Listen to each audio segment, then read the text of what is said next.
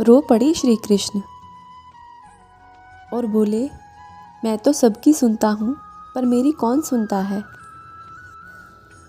इंसान गलत कार्य करते समय दाएं बाएं आगे पीछे चारों तरफ देखता है, बस ऊपर देखना भूल जाता है।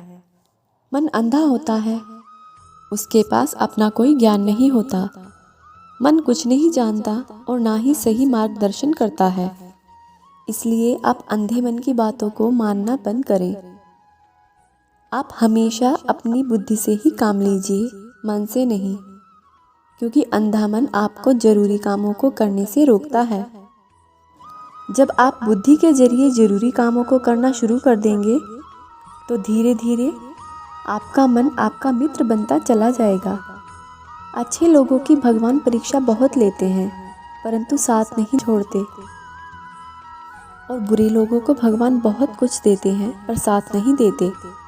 इसलिए ईश्वर की भक्ति करो, उपासना करो। उपासना करने का अर्थ है पास बैठना। जो जितना ईश्वर के पास बैठेगा उसमें उसके गुण भी उतने ही अधिक आएंगे।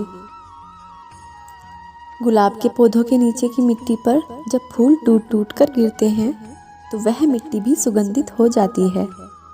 भले और बुरे मनुष्य की संगति का भी प्रभाव ऐसे ही पड़ता है, तो ईश्वर की समीपता का प्रभाव क्यों नहीं पड़ेगा।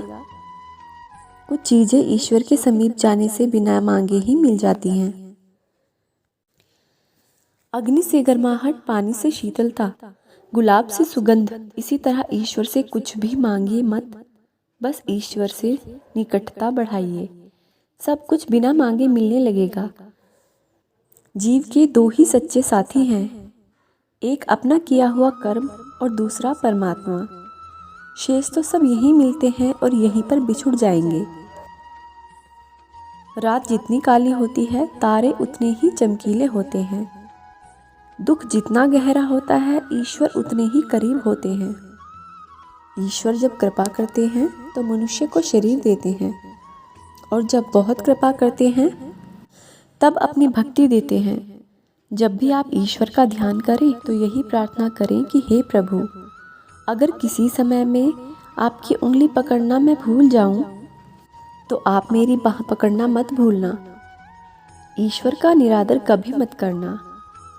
ईश्वर का निरादर इस बात में नहीं कि तुम आज मंदिर क्यों नहीं गए, बल्कि इस बात में है कि मंदिर जाकर भी तुम संसार की वस्तुएं मांगकर लौट आए और उसे नहीं मांगा जिसको मांगने से सभी मांगे पूरी हो जाती हैं, और वह है ईश्वर की भक्ति। भक्ति और प्रार्थना वह क्षुद्ध क्षण है जब आपका और ईश्वर का मिलन होता है। वहाँ छोटी छोटी मांगों का क्या काम। ईश्वर की अदालत में वकालत बड़ी प्यारी है, इसलिए खामोश रहिए, कर्म कीजिए, आपका मुकदमा जारी है।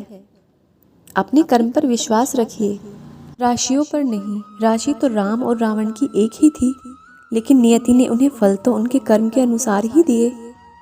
ईश्वर कहते हैं, दिल खोलकर सांस लो, अंदर ही अंदर घुटने की कोशिश मत करो, कुछ बातें मुझ पर छोड़ दो। धीरज रखो, क्योंकि हर नया परिवर्तन आसान होने से पहले मुश्किल हुआ करता है। श्री कृष्ण कहते हैं कि सम्मान के लिए संघर्ष करें, पर अधर्म का साथ ना दें।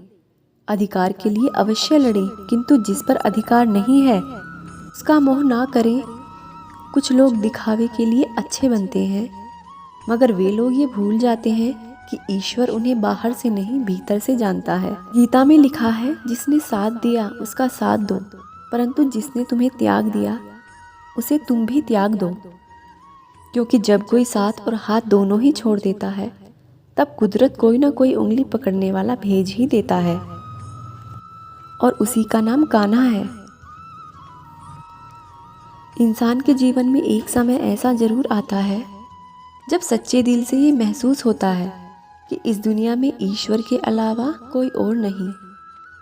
भगवान जानते हैं आपने किस चीज़ के लिए कितना सब्र किया है, और यकीन मानिए आपके सब्र के हर पल की कीमत अदा होगी। प्रभु पर विश्वास बनाए रखिए और हमेशा मुस्कुराते रहिए।